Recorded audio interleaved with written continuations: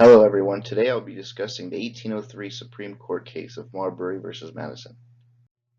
First off, let's get a quick background on the men involved in this case. John Adams, the second president, is the outgoing president at the time because he lost the election of 1800 to the third president, Thomas Jefferson. James Madison was the Secretary of State under Thomas Jefferson. John Marshall, Secretary of State for the Adams administration, and then we'll later find out he's the Chief Justice during the Marbury versus Madison case, and William Marbury would be Justice of the Peace appointed by John Adams. Adams and the Midnight Judges. So the year is 1801, and Federalist John Adams recently lost the year 1800 election to Democratic Republican Thomas Jefferson. John Adams was worried though because he wanted to keep the Federalists, have some kind of power in Washington, and he didn't want the Democrat Republicans controlling everything. So he devised a plan.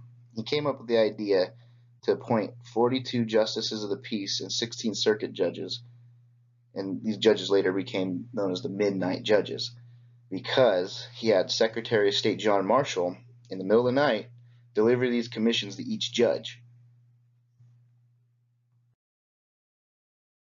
Congress did indeed approve of John Adams' actions to appoint these new judges. He had to do so while he still was acting president.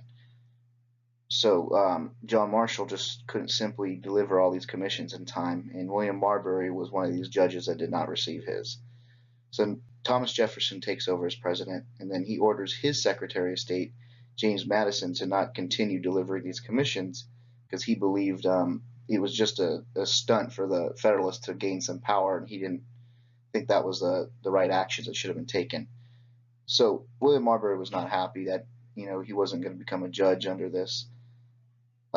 Thomas Jefferson not allowing his commission to be delivered. So he had to come up with a plan, because he still felt that it was he was appointed a judge, under an acting president. So he felt it was a legitimate action from John Adams. So the next actions taken by William Marbury was he went to the Supreme Court. He thought that they can do something to make him a judge, because turns out another act by John Adams was to place his Secretary of State John Marshall as Supreme Court Justice. So he thought, this other Federalist in here, he's a man with a lot of power. He can help me out. So he goes there, and they're going to think of a plan, something called a writ of mandamus, which is basically the Supreme Court can force the executive branch to do something if they believe it's the correct action. They can do it. So this puts John Marshall in a tough spot. Does he help out a fellow Federalist of his another Federalist, or does he do something to reduce conflict with the Democratic Republicans who are now in power in Washington? So Congress kind of they see what's going on, so they decide to suspend the Supreme Court justice for a year, just so everyone can kind of think about the future plans here and let everything blow over. Gives them time to decide what the appropriate action is going to be, because Thomas Jefferson might just simply say no, and it creates even more problems. So that's what happens. Congress suspends them for a year so they can think about what the best action is going to be.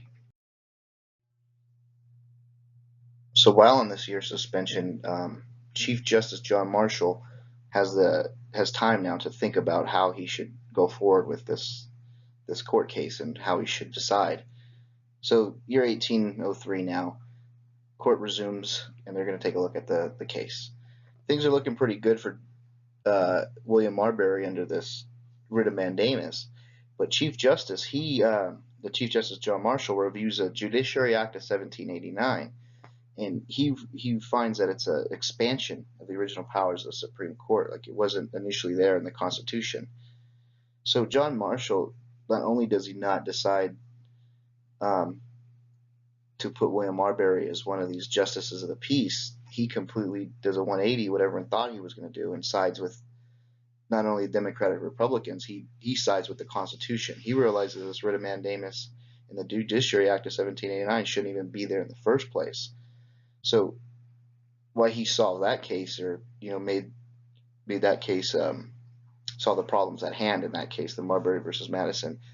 He also created what we know today as judicial review, which means that Supreme Court has the power to, review or read any piece of legislation from Congress and decide whether or not it should even be constitutional or not.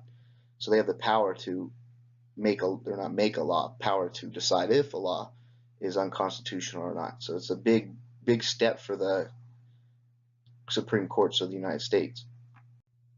So like I said in the last slide, this power of judicial review was created in 1803, but still applies today. There's still many decisions the Supreme Court make regarding whether or not a law is unconstitutional or not. Like on a federal level, sometimes it'll just go straight to the Supreme Court, but if it's a state law, it might have to go through circuit courts and district courts and that sort of thing.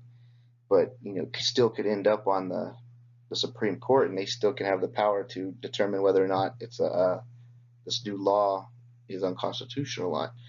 So today, that still works. It's still, in my opinion, it's still a pretty good, thing for our nation, the Supreme Court, if they keep the Constitution in mind and only the Constitution in mind.